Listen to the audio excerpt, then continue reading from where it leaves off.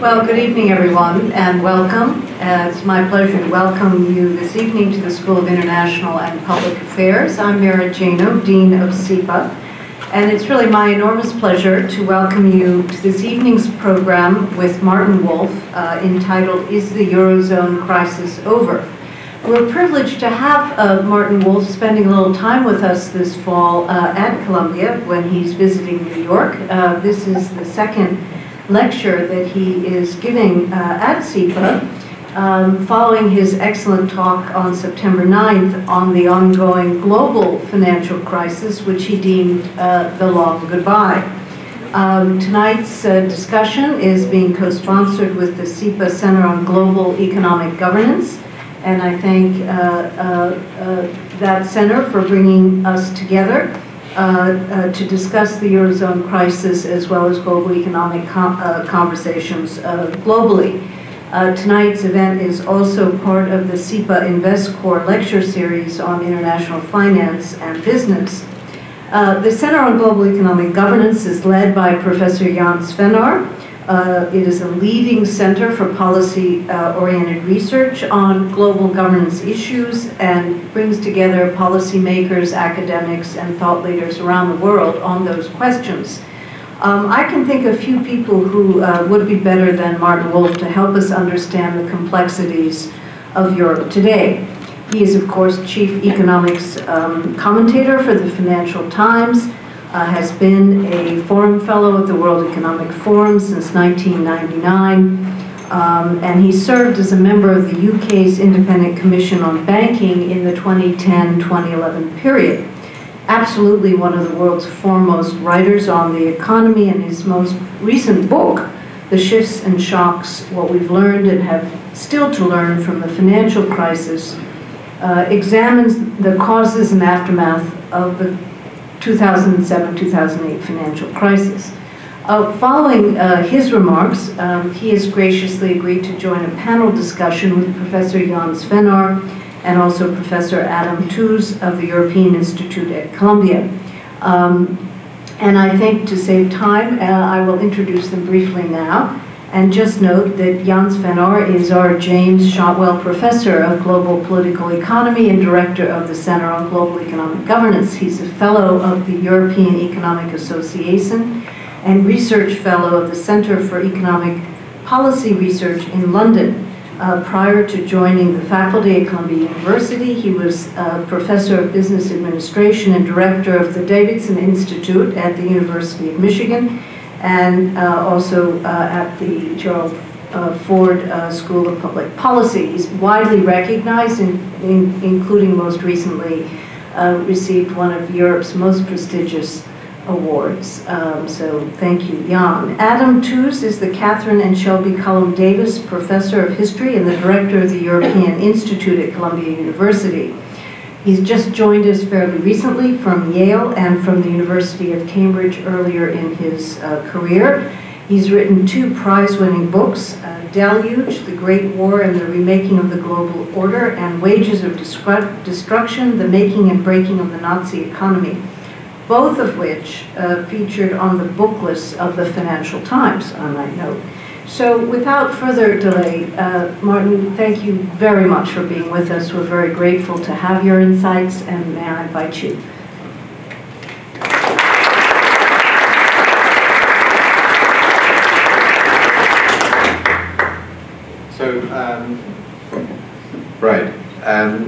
Thank you very much for coming. I'm rather impressed by the size of the audience. Not clear that my wife is in the room, however, which does worry me, I have to tell you. And it may mean that I will leave you, since she is more important to me than all of you. So I'm going to talk about where the Eurozone crisis has got to. I've given a series of lectures on this topic here, and of course you've all been at all of them, and therefore you know how I developed this story, and you might think of this as an update. But to some extent, it's a little bit more than an update, because some of the indicators are now turning up. So it's reasonable to ask whether the crisis is over. And I think my answer to this is just as a very brief answer to the question is that it looks as though the crisis part, the panic part of this story is now over, at least for now. I stress for now. It's now sort of a fairly long, slow grind ahead, but it's left an enormous amount of damage, which it will take a very long time to heal, if it does at all. So that's my short answer to the question, and I'm now going to develop that. It's going to be provocative. There's not much fun otherwise. So I'm going to divide it into 4 sections. An illusory recovery is what I call it. I'll explain what I mean by that in a minute. A lot of it depends on what one means by recovery, and I'll explain what I mean by recovery. Then I think a very, very important point, which I have made before, but I think is now increasingly clear, is that at least at the moment, what is emerging in the Eurozone is not only a Eurozone in which Germany is the dominant power. That's of course obvious and has been obvious throughout, because it's the principal creditor nation, and in a financial panic, the principal creditor nation always calls the shots, with one crucial exception, which I have made many times, and it's a footnote, it's got nothing to do with it. The one crucial exception, thank God, is when the debtor nation is the US, in which case the debtor rules. And that's why we are not in the Great Depression. But that in Europe, of course, the creditor has ruled. And what has emerged with an important qualification about the role of the European Central Bank, which I'm going to come to in a minute. But I mean more than that Germany is the dominant power.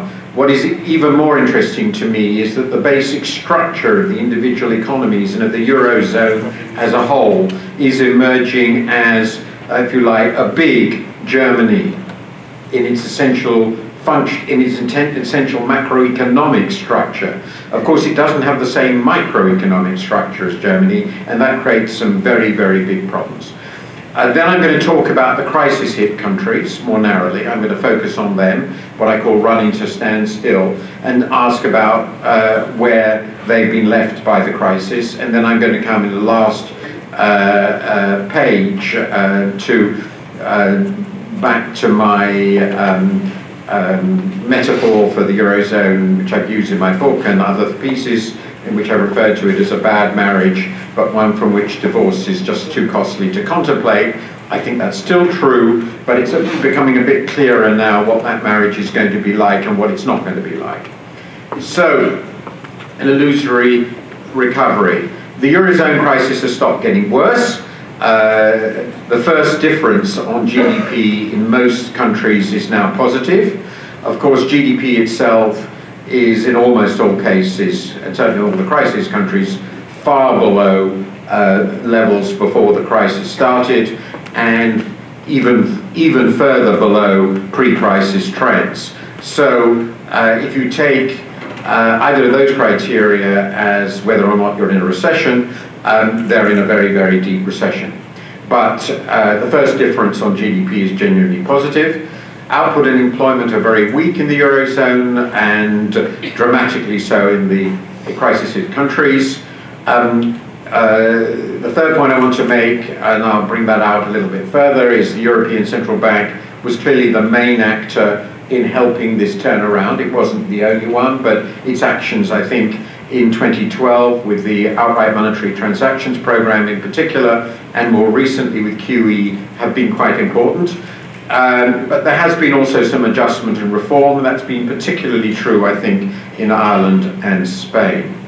So just to give you an idea of where the economies as a whole are, I think I might have used this in another presentation, but I think it's worth reminding ourselves. So this shows the unemployment rates, as with all those problems with this, in the US, UK, Germany, and the Eurozone. And the really important point for the Eurozone is, of course, Germany is in great shape. Its unemployment rate is extremely low. and lower even than the US and UK, both of which fallen a long way. The Eurozone as a whole, as you can see, unemployment peaked in 2013 at 12%, and it has gone down by about a percentage point, perhaps a little bit more. This is not fully up to date, it's about a month or two old. But you can see that if you judge it by unemployment rates relative to where they were before the crisis, the Eurozone still has, on that basis at least, of slack. I think that's pretty clear.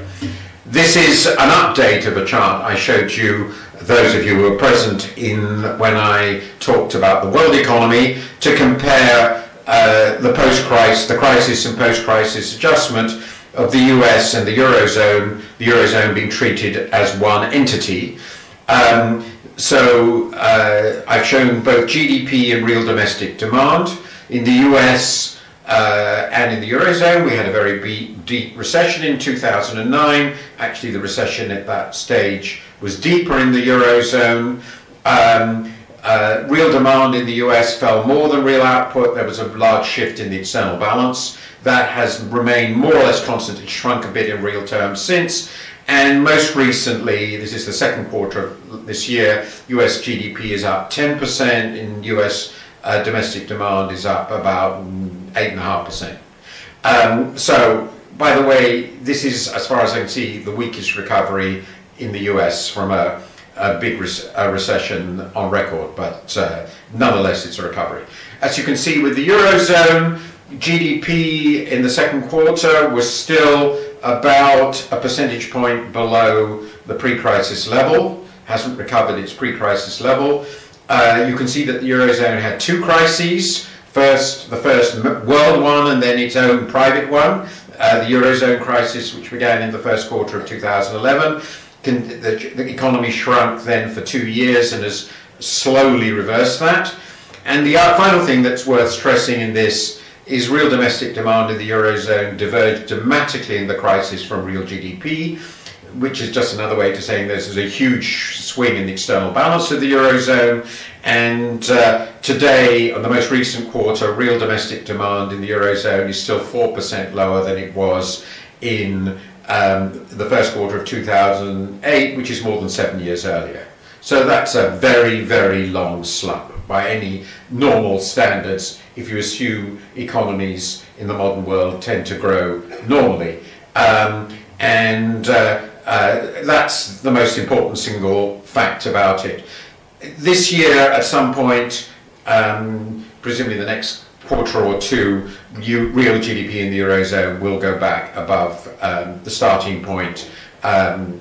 This is not fully up to date, but it gives a picture on what's happened to inflation and why the ECB is being so worried about it. The first point is to look at the Eurozone line. This is core, so it includes energy, food, tobacco and alcohol. You can see that core inflation, this is the brown line, if you can see it, has been running below 1% ever since 2013 on an annual basis. So the ECB has quite clearly failed to hit its own definition of inflation target. There isn't any doubt about it that it's failed. I don't think anyone at the ECB would deny that they failed. The interesting thing here, the other interesting thing here is, of course, it is to be expected that since economies like Italy and Spain lost a great deal of competitiveness against Germany in the run-up to the crisis, their inflation rates were consistently much higher without having higher productivity growth.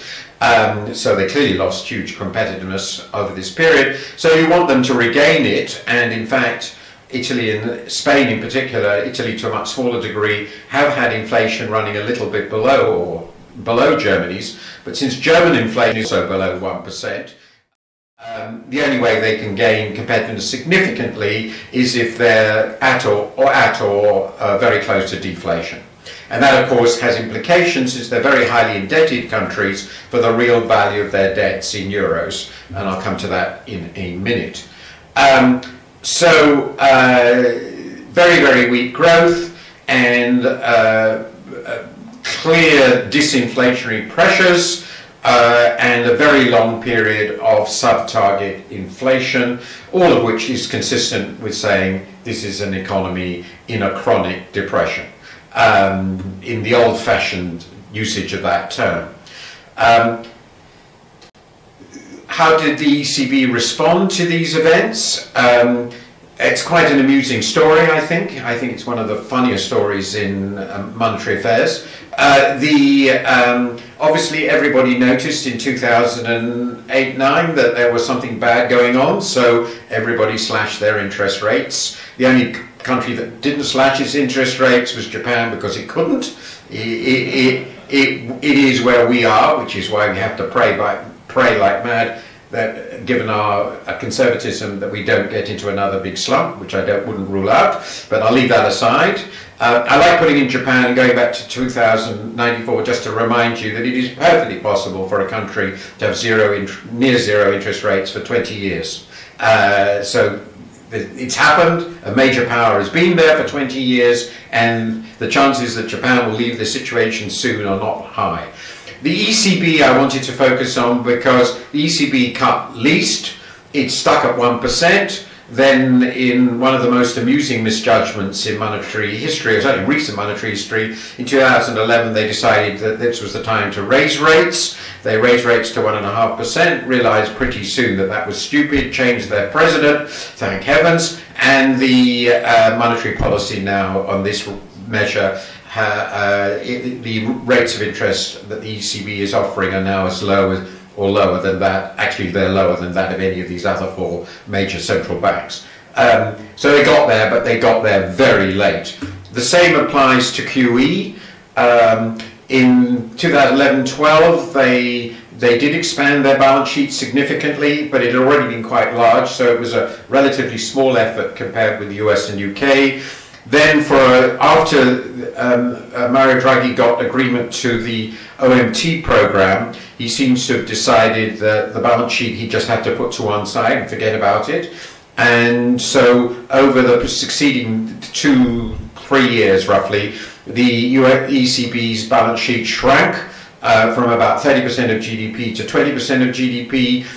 This is up to, I think, the second quarter, roughly. It might be a little bit earlier.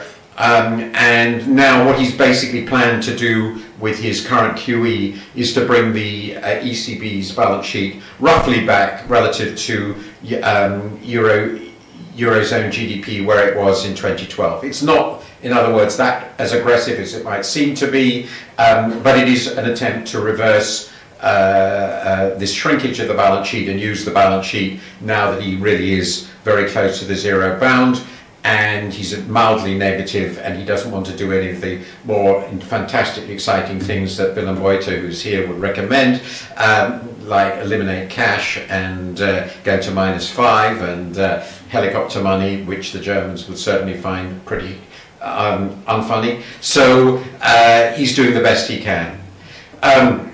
Now, just to give an indication of the most recent events, I've got consensus forecasts for 2015 and 2016. I like to show, I think it's particularly interesting, not only the levels, but how they change. So I've got the consensus forecasts back in January 2014 and in September 2015, so they're the most recent. The Eurozone is dead level, growth about 1.4%. That seems to be roughly what it's going to be this year. Germany is actually shrinking a little. France is dead level at just over 1%. Italy is shrinking over this period to not much more than 0.5%. The one country that, of the major ones, Ireland is equally dramatic, that is really doing much better than expected, and it's very, very important case is Spain. And there's no doubt there's an important recovery, and the same applies for 2016. Where Germany, people are now becoming a little bit more optimistic in Germany than they were. Growth of the Eurozone is now expected at about 1.7% on average. So 1.5%, 1.6%, 1.7% growth is roughly the forecast. That is certainly above Eurozone trend, so it will tend to lower the unemployment rate a bit. That point I made about the trend is important. Trend growth in the Eurozone is really low. It is really low, and that is very significant for the future.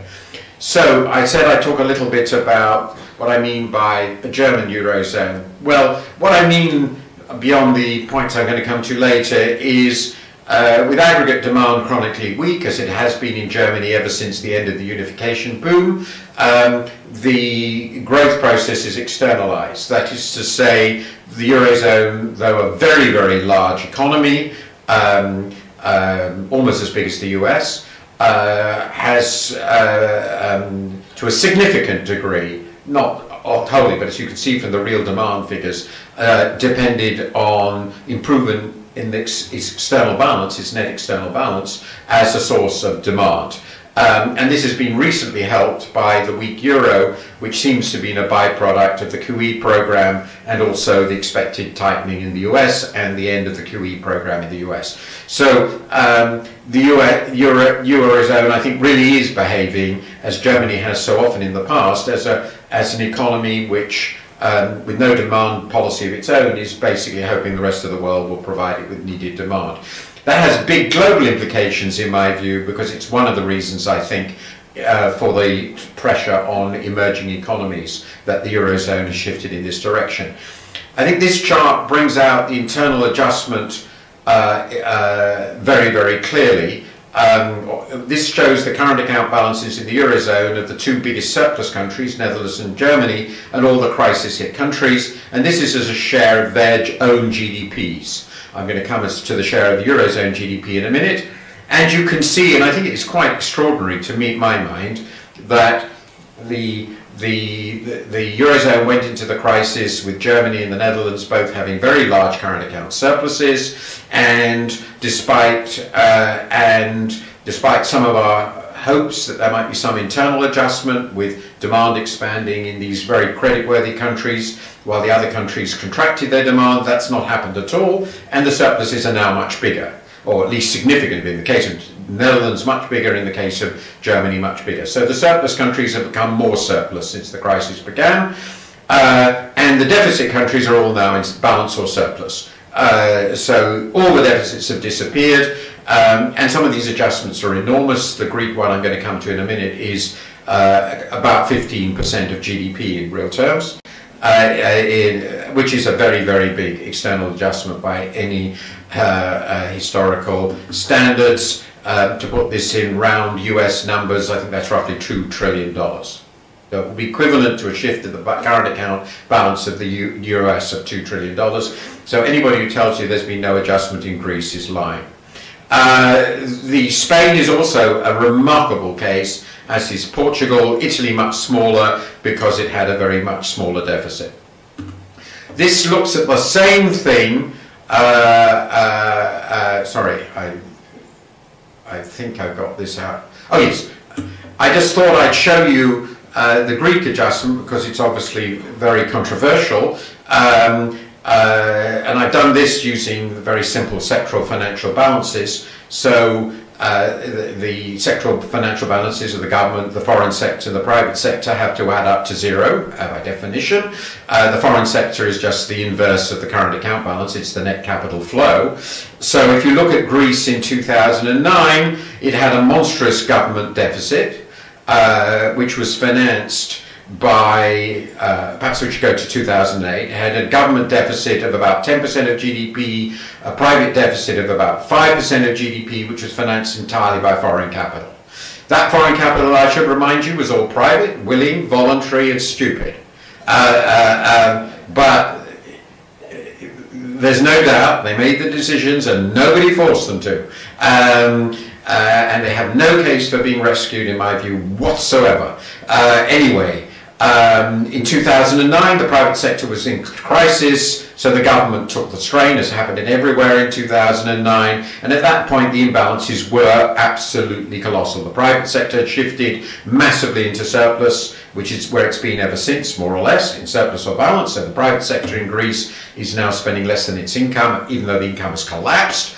The foreign sector, of course, stopped lending money, dramatically so. It was cushioned by the flow of money by the ECB. I won't go into the detail, otherwise it would have been an even bigger collapse. The government deficit more or less disappeared.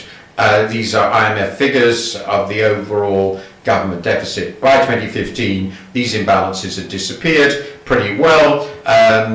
through massive recession, monstrous recession, and massive reduction in the external imbalance and the financing of that and of the government deficits. It's a huge adjustment story. Now, the other element of this that I think is important is to put together the external adjustment story for the Eurozone into one chart. So here, instead of looking at individual countries, I looked at the balances on current account, or balances on current account, as a percent of Eurozone GDP since 1999. And it's a very important story because it's the macro background for the whole financial flows crisis story. So up to 2008, there were two symmetrical developments within the Eurozone, which more or less balanced each other out. There was a progressive shift to surplus, depressed demand and improved exports from Germany and other creditors. The other creditors are predominantly the Netherlands. In fact, the others are pretty small, so it's basically Germany and the Netherlands. And this was offset by massive booms in the crisis-hit countries, and in absolute terms, much the most important was Spain, which had an enormous housing boom, which was financed, again, willingly, voluntarily, and stupidly by private creditors. None of that was government in the rest of the Eurozone, predominantly, particularly Germany and France, also Greece and so forth. The crisis hit. There was no, as I've already showed you, adjustment at all in spending on the surplus countries, but there was a complete drying up of funds to the deficit countries. Their private sector went into crisis, their financial sectors went into crisis, and the external balances reduced very, very quickly, and the external balance of the Eurozone as a whole shifted from 2008 to 2014-15 by about 3.5% to 4% of GDP into surplus. So it's now a huge surplus region, and as you can see, actually the fact is that according to the IMF, there is now only one deficit country in Europe, in the Eurozone, that's France, and it's a very small one. Every country in the Eurozone now has a macro picture that looks like Germany. It has private sector surplus, it has an external surplus or balance, and the government has pretty small deficits. This adjustment has been greatly helped over the last several years, and particularly in the last year, by this collapse in the trade-weighted euro. This gives you some idea of where the euro stands relative to the long history as measured by JP Morgan. It's a fairly devalued, though not yet at an absolute floor level, but it's clearly helped this external adjustment quite significantly. And of course, it's an adjustment that affects the world. So now I'm going to talk very briefly about where the crisis-hit countries are in this context. I've talked about the whole, both in macro performance, unemployment, and its external adjustment. And so basically what I want to say, the crisis-hit countries are still in recession if you define that in relationship to the starting point. I'm not even talking about growth, just levels at the starting point. But most of them are growing. Spain, Greece isn't at the moment, well, it's wobbling, but the crisis has left dreadful scars, and it's going to be, at the very least, a lost decade.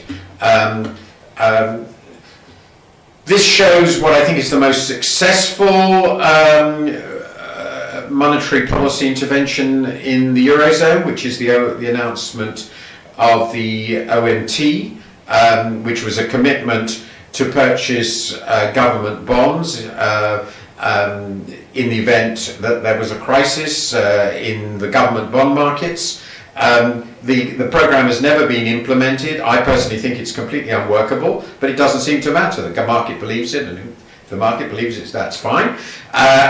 You can see that when Mario Draghi came in, he first announced something called the LTRO, long-term refinancing operations, that had a temporary reduction effect, but then it shot back up. He then intervened again in July 2012 with his famous whatever it takes remarks, followed by the announcement of the program. The market seems to believe this. I mean, the coincidence between the announcement and the decline in rates is staggering, and he basically eliminated, more than anything, this announcement eliminated the crisis in the Italian and Spanish bond markets. Yields fell dramatically, are now at very low levels, as you can see, under 2%, and the So the ECB did demonstrate its power, and that's absolutely crucial. It's the main actor in eliminating this sort of financial panic. The same thing has happened in the other two countries, but they weren't affected directly. They had programs. Other three countries, Ireland and Portugal, are successful in this regard. Greece, as you know, and I've got it in there, is still all over the place, and its future remains somewhat uncertain. Another indication of the calming of the financial markets, the end of the crisis phase, is this. It comes from the very latest WIO. It shows the gross claims of the ECB on Italian and Spanish banks. Essentially, this indicates that these banks have become less reliant, in Spain's case, dramatically less reliant on credit from the central bank. And that indicates real return to funding normality. So that's a very important achievement. Meanwhile, this is the story up to 2015 with a forecast on GDP per head in the crisis-hit Eurozone countries. I start in 2007. You can see they're all way below 2007 levels. On that basis, Portugal is the least bad, 5% down. This year, Spain expected to be about 8% down. This is GDP head, remember, it's worse than GDP in Spain as a growing population. Ireland is recovering very strongly. Italy is not recovering strongly. It's basically flatlining at about 12% below pre-crisis levels, and Greece is a complete catastrophe. You can see that right at the bottom. If Greece GDP per head grows at 2% a year, it'll take about 20 years for, it will take about 15 years from now to get back to where it started. This is what's the unemployment rates of these countries even today. Portugal, Ireland, Spain look good. Ireland, Portugal, and Italy looks pretty poor. The real outliers are Greece and Spain. Spain is improving as an economy, but unemployment rates remain incredibly high. And these are youth unemployment rates. They're not so easy to interpret because obviously a lot of young people are not in the labour force, but these are absolutely astronomical levels in the case of Spain and Greece. And for at least half the young people, I mean, this has been a completely catastrophic event. The same is also happening, and it's very worrying, in Italy. If you look at the green line, youth unemployment rates up to about 45%. So these are the long-term scars. It's going to take an immensely long time, if ever. There's a lot of evidence if young people never get into the labour force, that affects them for their whole life. So the costs are very, very great. There's been, this is certainly a theme of Willem, a massive explosion in debt, government, non-financial, corporate, and in all but Spain's case also household debt. There's a tiny bit of deleveraging in Ireland, a tiny bit in Spain, but aggregate indebtedness has exploded. That's a huge legacy of the crisis, none of these countries is likely, with the possible exception of Ireland, to grow fast enough to grow their way out of it at any plausible interest rates. This is what the public debt situation looks like at the end of the crisis. So in Ireland and Spain, they started off very favourably. They now have very high debt levels. Portugal, Italy and Greece have really high debt levels, though in the case of Greece, it's mostly owed now to other governments, and they can decide whatever they want to charge for it. The rest of them are being helped massively by the ECB, but they do have very large debt stocks, and given the low growth rates, it's going to take a very long time for them to get this under control through normal growth and paying it back. In fact, some of us think it's impossible. So let me I said I'd talk for 40 minutes, and I'm actually going to be 35.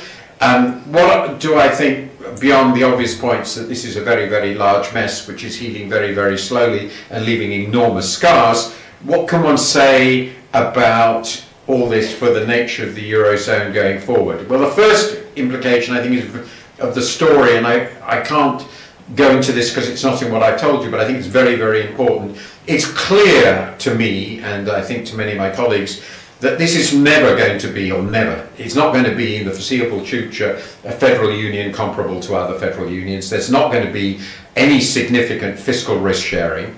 It's clear that Germany has set its face against this, even for deposit insurance, which was believed might happen with a banking union, so it's not going to be that sort of federal union. The European Stability Mechanism, 500 billion euros, is very small to deal with a major crisis. They couldn't deal with Spain or Italy if they were to get into crisis, or any other large country, France for example, so it can only deal with small countries. The European Central Bank has become the crucial institution. It can handle a lot of things, but there are obviously lots of things the central bank can't deal with, like problems of competitiveness internally. And that leads me to the second point. I'd argued 2-3 years ago that what was needed is internal adjustment, with significant adjustments of relative prices within the Union and booms in creditworthy countries like Germany, fairly aggressive policies, including fiscal policies. That's clearly not going to happen. There's no question about that. On the contrary, it's become an unadjustment union. In that sense, what's happened is that the crisis-hit countries have expected to deflate their way into competitiveness, contract demand into competitiveness, and then shift a very large part of that onto the world. So it's an external adjustment union, not an internal one. And that's the third point. It's via these disciplined processes, forcing adjustment in this way, the Eurozone is externalizing its domestic weaknesses in a very significant manner. I think it's globally important. Can this structure last indefinitely? Maybe. We're really guessing here about the political patience and willingness to accept this structure indefinitely, and it's clear that the will to do so is very great, very strong, and it might last. But one of the things I've also learnt in the last 50, 60 years is that things that look very solid can disappear tomorrow, and I don't know what would happen to the Eurozone if it's anything like the current shape when the next crisis hits, and the next crisis will certainly hit at some point, either political or financial. So it's emerged, but what is emerged, and it's emerged in one piece, which is a great achievement, a lot of it because of Mario Draghi, not only because Angela Merkel has been relatively flexible, but it's a pretty fragile structure with huge internal economic and therefore social problems. I think I've said everything I can say at this time. Thank you. Exchange a few ideas and then open it up also from the audience. And I think to have Martin, that was marvelous. Thank you, and thank you for such a rigorous and data-focused assessment. You have here a deep scholar and historian of Europe, so I think Adam can put this in historical context. And of course, Jan, deeply familiar with European economic conditions. But let me invite Professor Toos to start us off. Thank you very much. Can you hear at the back? Do I need to do anything with the mic? Is it good? It's good? Okay. So it's an extraordinary pleasure to be here. I can't help starting off with a thank you, really, and an expression of my appreciation for your commentary on global affairs these last years. There hasn't been another voice that's been more worth listening to. Somebody preeminently preoccupied with Germany as I am, you've at times been just the essential corrective that we needed to the stuff coming out of Berlin. And I think it's also worth saying that you stand out as one of the commentators who, in a sense, took responsibility for the role of commentators like yourself and the Financial Times in failing to spot some of the problems that were on our way. And I think in a really exemplary fashion, you took responsibility for what was going on. I mean, and the role of the media in failing to alert us to the crisis. So for all of those reasons, I'm a little tongue-tied this evening.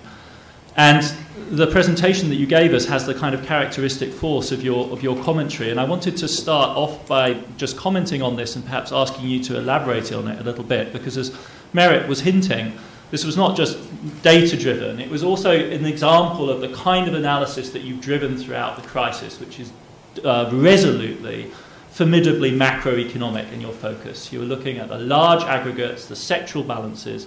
This is, in fact, a kind of distinctive methodology that you pushed, I think, into the public sphere more than anyone else, It's been lurking in the background of macroeconomics, somewhat off the radar for a long time, but you made this into the cornerstone of your analytical equipment. And it's perhaps a slightly wonkish first question, but it's nevertheless one I think would be interested to hear about, is why this way of thinking about the crisis? Because it has been a distinctive approach. Why the decision, as it were, to break the crisis down into these three fundamental sectors: government, private, corporate, household? What are the things that this enables us to see? What was your inspiration for driving us in this direction? Because, in a sense, sitting in the audience, there's another dimension of the crisis and the experience of the crisis that, in a sense, downplays, or rather nests within this macroeconomic framework, which is the level of corporations, of banks, the usual suspects, if you like, in the crisis. And I think it would be very interesting to hear how you see this powerfully macroscopic account, which works at the level of nations and the big macroeconomic aggregates, relating to what's going on at the level of institutions and of corporate actors, of profit-making businesses. And this, as it were, has a political spin, because when we come to the question of bailouts, it isn't, as we now know from the accounting, nations which generally receive the benefits. It's in very large part, essentially, the nations act as a kind of conduit for bailouts which actually end up in the private sector. One of the questions that then arises from this is, where ultimately is the causal force? What's doing the motivating here? What's driving economic policy? Is it fundamentally the concern for national welfare, for GDP, for the national unemployment statistics? Or do we have to miserably conclude that in the end those are irrelevant? This is the more politicised, perhaps the more Paul Krugman kind of line. In the end, those are irrelevant to decision-making which is being driven by other concerns. Fundamentally, the bailout of Greece, or the management of the Greece in casualty ward, is about saving the French banks. And so long as they have been saved, really after that, the interest in any kind of more constructive approach expires.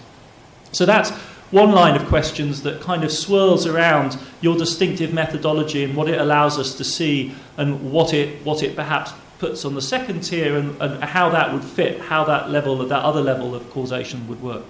Slightly less academic question. Your characterization of the Eurozone as a German Eurozone. And that clearly makes sense from the point of view of the macroeconomic aggregates that you're using. Does the Eurozone balance of payments look like the German balance of payments did? Yes, it does now, in this miraculous, extraordinary way that you're talking about, which, on the one hand, speaks to the power of Germany. But if you ask a German conservative whether the Eurozone is currently a German Eurozone, they'll say, pull the other leg. I mean, this is the reverse of what we've ended up with. The people who gambled on the Eurozone were the French in the 1990s. They expected, by way of the Eurozone, to get some influence over European monetary policy. And frankly, though it took 3 or 4 years to get there, that's what they've ended up with. In other words, an expansive monetary policy being driven by an Italian, trained by Americans with Goldman Sachs experience. This was not what the Germans thought they were buying into when they accepted the compromise that was the euro and giving up the Deutschmark. And you painted that as it were, the one bright light in the Eurozone story. But from the point of view of the Germans, if they are indeed the most powerful actor, this is in many ways the most problematic aspect of the whole story. The Eurozone crisis has a name, and it's Mario, right? It's from that moment onwards that really the consensus in Germany begins to break down. And the overall picture, therefore, is depressingly familiar. It's a story of an advanced and rich country with an overly tight fiscal policy and a belatedly, in the Eurozone counts, lax monetary policy, but it's not really fundamentally different from the United States in its composition, but the timing is different. Obviously, and the macroeconomic consequences are dramatically different, as you've shown in the graph. But if we're trying to characterize the politics of the Eurozone right now, if we're talking about the Eurozone in its monetary aspects, rather than the botched together fiscal policy which the Germans have driven in the course of the crisis, the Eurozone, I think the Germans would find it odd to see it characterized as theirs. This leads me to a final set of comments or questions which I'd love to hear you expand upon about the future, really. You dropped one kind of bomb into the conversation, which was what would happen if the Eurozone, with this basically negative policy stance, with interest rates close to zero already, faced a very large new crisis, a new shock. How would it respond? What would be the flexibility to respond? And I think we would all be fascinated to know what you think about the possibilities there. But there's another aspect to this, which which runs in the other direction and is kind of, again, in line with thinking with the Germans. If we put ourselves in German heads, right, then the story that they're seeing now is precisely what they wanted. In other words, an overall readjustment in the balance of payments stance of the Eurozone. And the way that you characterize this is as exporting the adjustment to the rest of the world, placing the burden of economic growth on the rest of the world, a domestic demand failure within the Eurozone, and exporting the need for demand growth to the rest of the world. And I think the average German policymaker would say, Martin, that's just your characteristic Keynesianism speaking. All you see is a problem of effective demand. And that is not how the Germans see this. The Germans see, and they will instantly go to this, they see a long-run problem of the Eurozone as being fundamentally defined by its demography. So the continent is an aging continent. An aging continent needs, in the long run, to export capital to build a large nest egg for itself outside the Eurozone. And it's going to do this by running current account surpluses and accumulating claims on the rest of the world. And this is, from their point of view, in the long run, from the position of the Eurozone as it faces the long-run future, a perfectly rational strategy. The question, of course, is, can the world absorb, as the European goods come with the credit to buy the European goods, can the world absorb hundreds of billions of euros in Eurozone surplus? And so then their next kind of fundamentalist response is, well, are there parts of the world which could do with more foreign investment? Of course there are.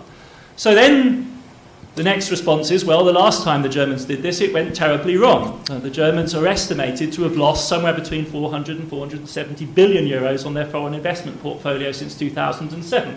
So if this is their approach, clearly there needs to be a reform agenda.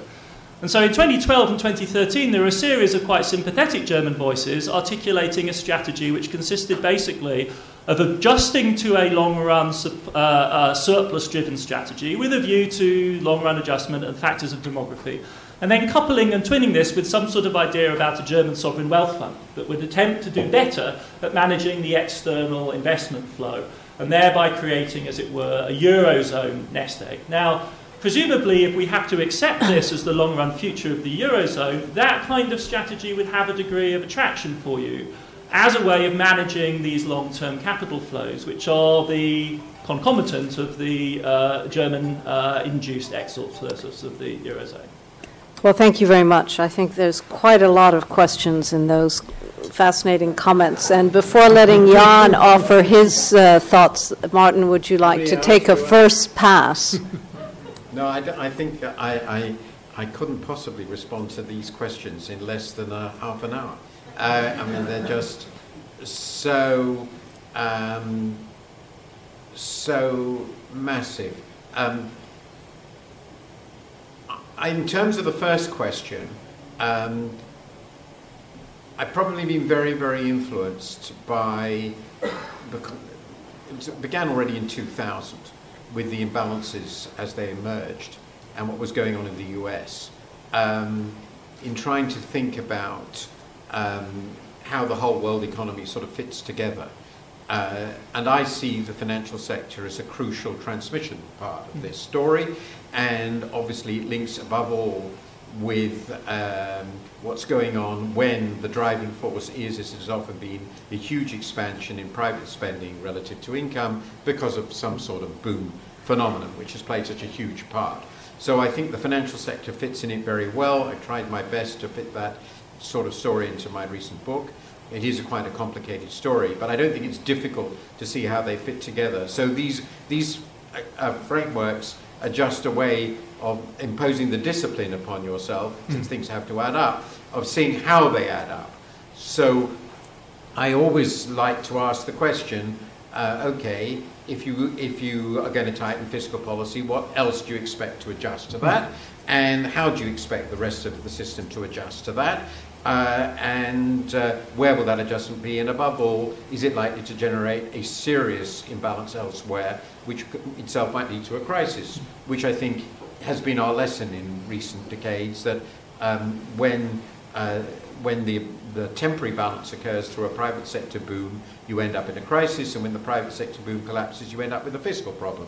And that's exactly what happened. So this is consistent. I found this, therefore, a very useful way of forcing myself to add things up. Now, in terms of the origin of this, I think of myself as being enormously influenced, and the Germans would say that you would be, wouldn't you, by Keynes's analysis, of course, of the reparations problem, which was probably the first, I'm not an expert on it, but the first serious analysis of the transfer problems. I mean, the adding up problem at the global level, which obviously continued to worry Keynes through the Bretton Woods structure, in which he was trying to deal with precisely this set of problems. And of course, his problem throughout, which is all very amusing nowadays, was what on earth to do with a world, living inside the reparations problem, in which the US was structurally in surplus and seemed to be driving everybody else into ruin as a result. So I think that's the right approach to a global macro, particularly in conditions where I believe demand is chronically weak, as is shown in chronically low real interest rates. So that's my answer to the first question. I think you are right, clearly, that Germany would like a Eurozone in which the ECB did not behave in the way it is now behaving. And there's no doubt, well, many Germans think that what the ECB is now doing is the first stage to absolutely unavoidable hyperinflation. Tomorrow it'll be hyperinflation.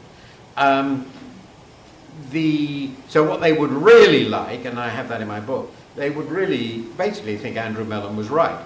And that's what they should have done, and they weren't able to do that. That's purging. But it is important to note, it's not actually what the Bundesbank ever did, but then of course the Bundesbank never faced this particular set of conditions.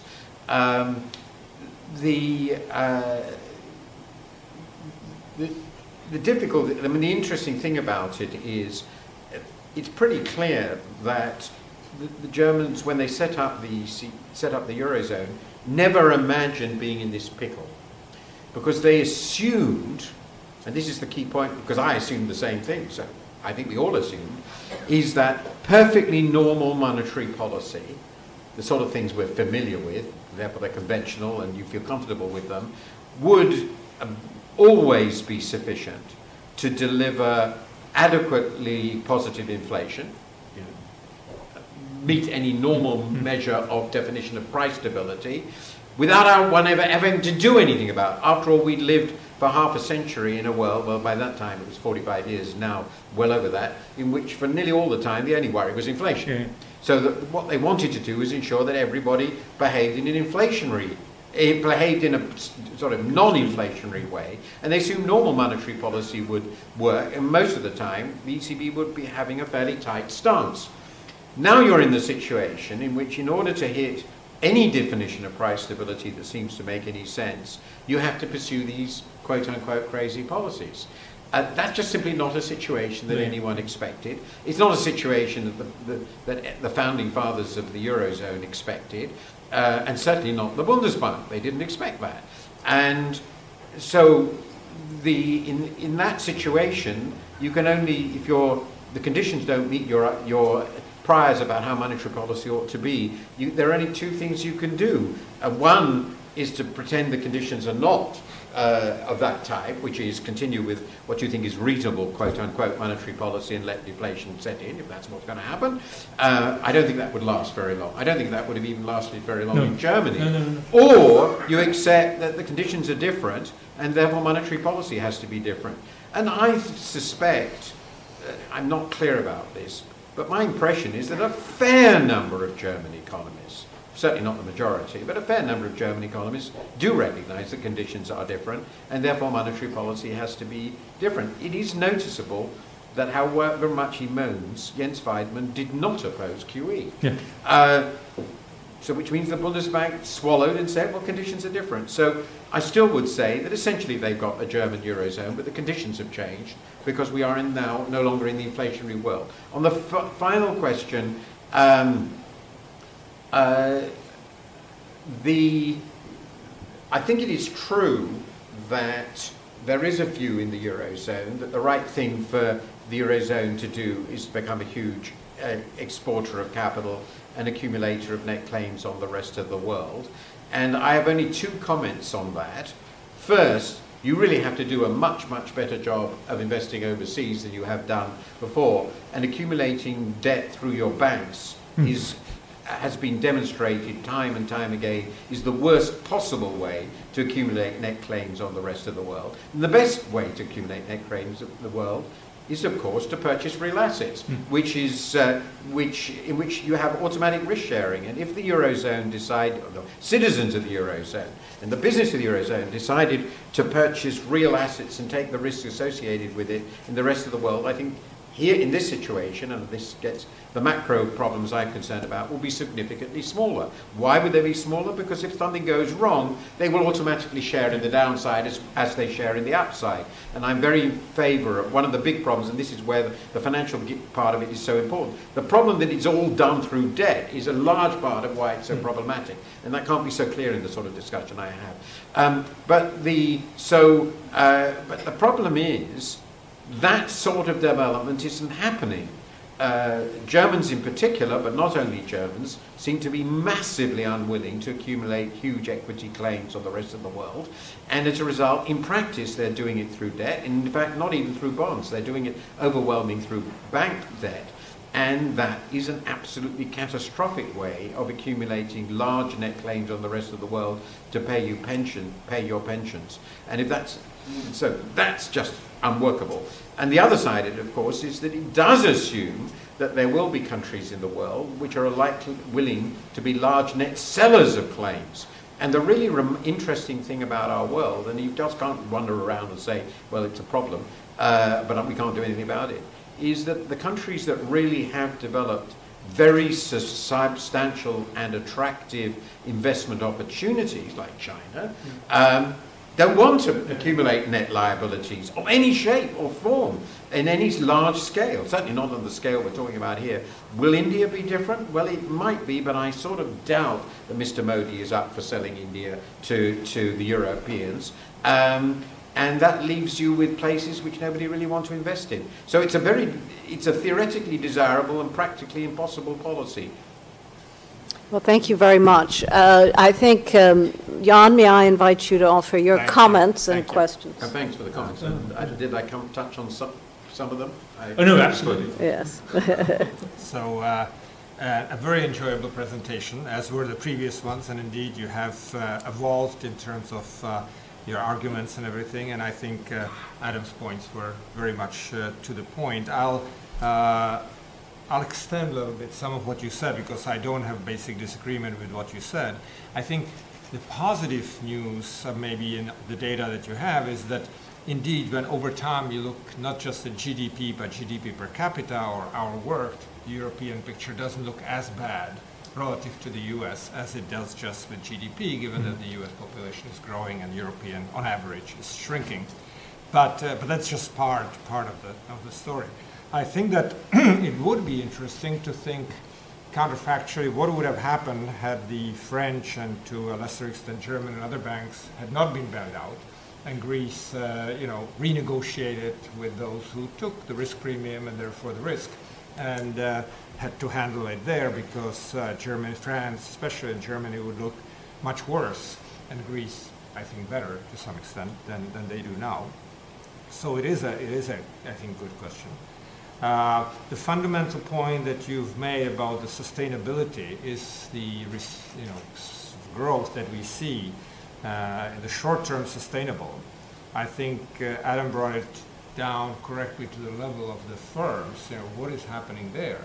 And I think there the problem really still is that the large firms on average are hoarding cash and not investing as much as would be desirable. And the small and medium-sized firms are still being credit constrained very much, so the banks are not lending as much as they would. So there is I think, a big question of what will happen there. There's the Juncker plan. Is that sufficient enough? It's partially reality, partially hope that the EU guarantees will make the European Investment Bank put in the basic cash money, not too much. But then there will be this huge snowball of the private sector that's going to generate this huge, investment vehicle, right? Is that at all realistic? The good sort of aspect is that the EU is on average resource poor, so the low prices of natural resources could help and could push the economies forward a little bit more.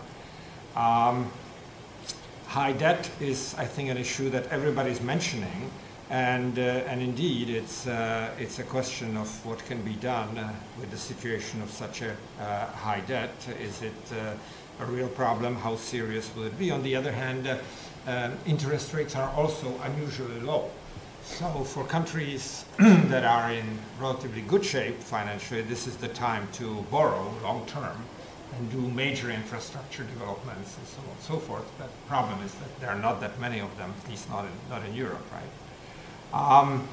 A larger sort of point that occurs to me, especially now that we see how relatively disorganized the individual European countries who are within Europe as a whole, be it Euro, be it EU, in handling the financial crisis, and how now they are kind of ununited, inadequately united in handling the migrant crisis, right? I think that one has to seriously think about sort of crisis of leadership in Europe. I mean, these are phenomena that were there before, refugee crises, economic migrants. You would expect Europe to have a strategy for short-term crises like political refugees, long-term migration, immigration. What do we do with an economy that's shrinking in terms of number of people? Yet none of that exists. So in some sense, I'm amazed how unprepared, in a way, or how they are demonstrating a lack of capability of leading and having strategies that work. And so in that sense, if your possible scenario that you mentioned of another recession or another crisis materializing, I think Europe is just very poorly prepared. The data-wise, the situation where it is, and the leadership. So I think in the end it would be a political issue in terms of, we already see the rise of populist, mostly severely right-of-center parties and movements, and I think that could really generate a major source of instability. So these are comments, but also questions. Just a few. Don't really disagree, as I didn't with Adam. I suppose my idea, naive I know, was that there are two stages in this. Loans were made to Greece and to other countries, but Greece is the most obvious, which one could not reasonably expect to be serviced and repaid.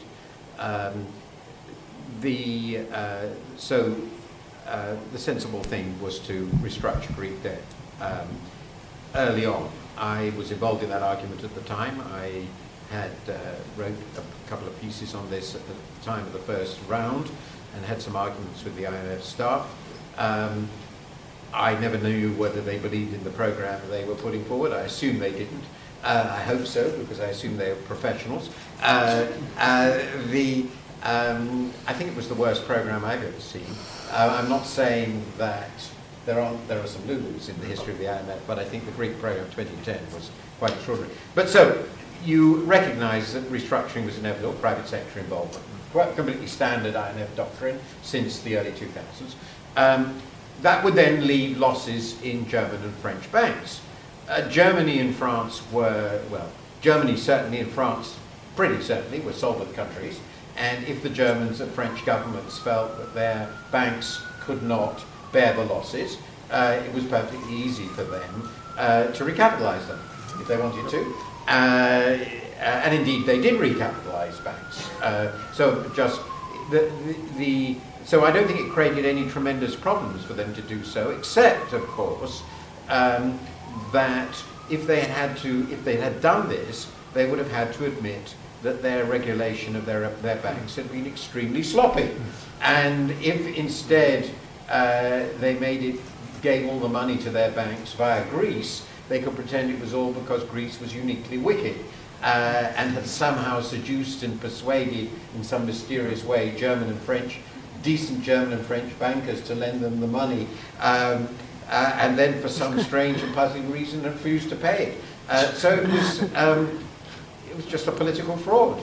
That's perfectly obvious. Everybody knew that, and I'm against that sort of political fraud. So I think that it would have been a good idea, but of course you understand very well, much better than I do, the power politics made that impossible, and unfortunately and tragically, but inevitably perhaps, given Dominique Strauss-Kahn was there, the IMF, not for the other reasons, the IMF gave legitimacy to this.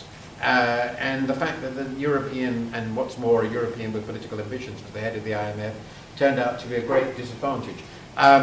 So I agree with you completely on the credit conditions, though there is quite a bit of evidence now that credit conditions in Italy and Spain, which you look at, are improving.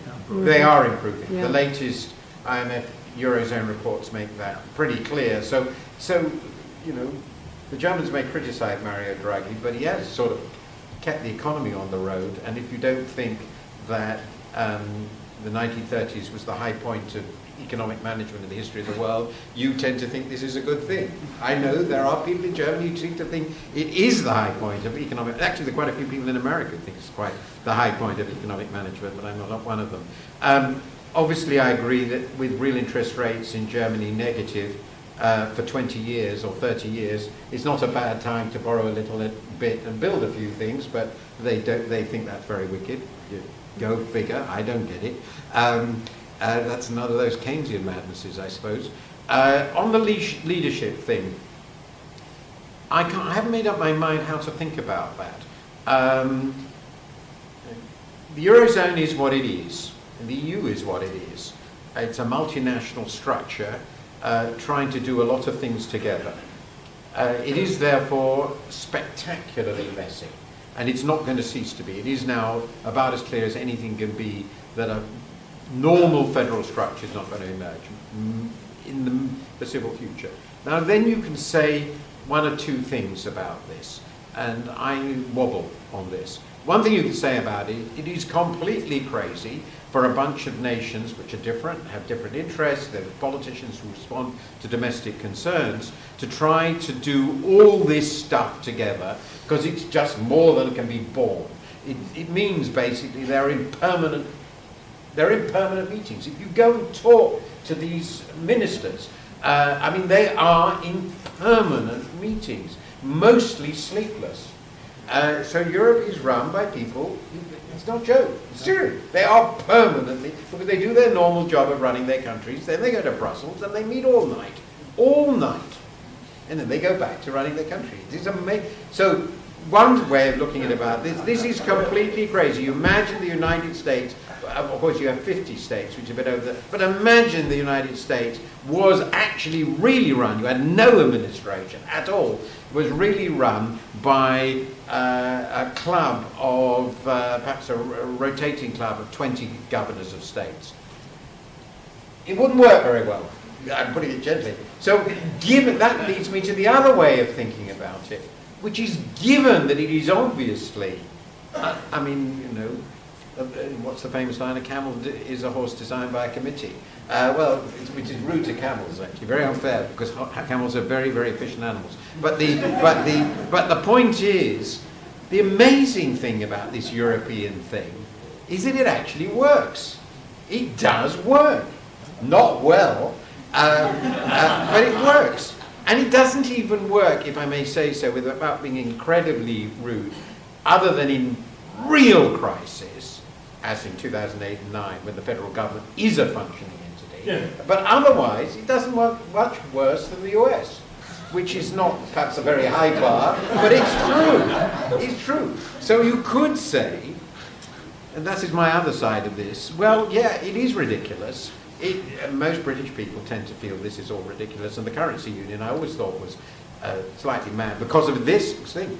But it does work, it keeps going, and maybe it will survive the next crisis as it has survived the last one. Because in the end, the will to make this work is so great, because, and I think this is the pivotal thing which I'm sure you share with me, the main players, including above all Germany, we talk about it because it is the dominant player, really can't see an alternative to making it work. All alternatives are ultimately worse. And that's the answer to your point. because they've been there, done that, they've got the T-shirt, and it didn't work. So, yeah, they don't like what Mario Draghi is doing, and they don't like the fact that there are all these spendthrifts and incompetents who don't know how to make things properly, but all the alternatives are worse. And every time they get into a meeting, Angela Merkel says to herself, I'm sure, not quite explicitly, all the alternatives are worse. And that's why, in the end, the show remains on the road. Well, what a fantastic set of comments. Rather than trying to navigate that charming cluster of insults that you shared with us today about all governance, I'd like to open it up. We have a room full of really world-famous faculty and experts on these subjects, but I would really like us to at least start with a student, if there's a brave student in the room who would like to ask the first question. Yes, please. If you could come up here, yeah. Thank you, sir, again for your lecture, in which I sense, correct me if I'm wrong, that you were quite a bit bitter about France. The majority of media. The majority of media and economists, I sense see France as a ticking time bomb for European economy. I would like to know if you agree with them, and I would like to know furthermore if you could maybe find the causes of that. Is it bad debt management? Is it the inability to reform? And small follow-up question, what is your stance on the role of Article 123 of the Treaty of the European Union, which prohibits state bailout of EU member states directly by the ECB? Thank you, sir. Oh, God. I'm going to be... I didn't wish to imply that France is a ticking time bomb. What I wish to imply, my view about France is basically very simple. It's a pretty successful country and economy, basically, which I think of as quite comparable to my own. That is to say, substantially higher productivity, of course, than the UK, somewhat lower employment, with a significantly better bureaucracy, but perhaps an excessive number of slightly unnecessary rigidities. So I think if I'm comparing it with the UK, I think France is great. Do I think France faces a crisis? No, not unless we have some huge event in the world economy, which is certainly possible, but it has to be recognized that being a very close partner of Germany, with its very particular characteristics in terms of the structure of its economy, demand in the economy, its position as a huge net exporter, puts quite a lot of strain on France. And I think that one of the results of that is France will tend to have sort of chronically accumulate ever more net public debt. I suspect it will, and it wouldn't be fantastically surprising to me if at some stage, and I have no idea when, that will become quite a significant problem. And that really leads to my main point, which is it's not entirely clear what would happen if there were to be a significant problem with French public debt in some unknown crisis, because in that stage, it's not going to work through the standard organs of the the ESM or anything like that. It would have to be the ECB, and the Germans get pretty worked up about what's going on. A clear bailout of either Italy or France, I'll come to this moment, by the ECB, very clear, of course, would be very problematic. But then, of course, as that we've now seen that there are many very clever ways around such constraints. So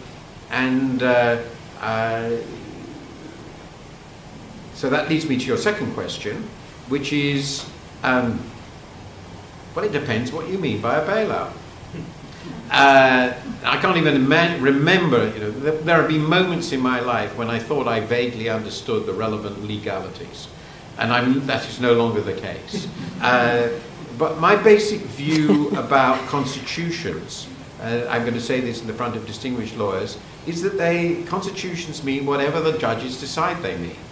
And judges decide what constitutions mean on the basis of what they think they can get away with. Supreme courts are just legislatures. There is no such thing as a Supreme Court. It's a legislature. True of your Supreme Court, and it's true of ours. So will the ECJ at any stage decide that something that the ECB did with the approval of the major governments of Europe is a violation of the constitution of the EU? The answer is absolutely not. Because it would create a political crisis of such monstrous scale that they will be swept away in the flood. So who cares what the language says? Now, if, however, the German Constitutional Court decides that the German government must withdraw from the European treaties or the Eurozone because the ECJ has interpreted the Constitution of Europe in violation either of that constitution or of the German constitution, then we have a really interesting legal conundrum. And I suspect in this situation too, the German Constitutional Court will never do that because it would violate the first principle of German post-war policy, which is you remain part of Europe. So I think these legal things are for the birds. When push comes to shove, courts do what they have to do. Often they do what they shouldn't do, but they're not going to create a constitutional crisis of that magnitude because there's no surviving it. So I'm not worried about it. And Mario Draghi and his colleagues and the governments concerned are quite clever enough to find a form of words which justifies what they're doing, which can be seen to be consistent with the treaties. And despite my friend Hans Werner Sinn's enormous efforts, the German Constitutional Court, in my view, is not going to create this sort of constitutional crisis. I could be wrong, but if they do, we really are in Armageddon. Thank you. May I invite a further question? This can be from anyone. Nobody has any views on Europe. Please.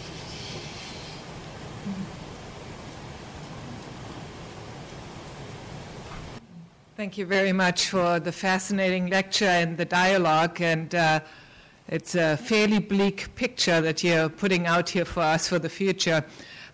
You said that the Eurozone is a bad marriage. And I wanted to ask you if you can tell us the ingredients that could make this marriage a better marriage, with one constraint. I would believe that we, after many years of trying, have a tough time for the Germans to change, both their fiscal policy as well as what private citizens are doing in Germany with their spending, i.e. save first and then spend. So that's the one constraint I put on you. But otherwise, I would be very interested in what changes could we make in order to make this a better marriage. Thank you. Thank you.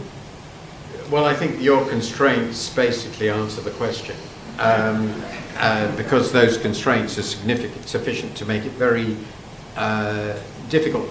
In my book, I have quite a long discussion of possible ways out of this trap.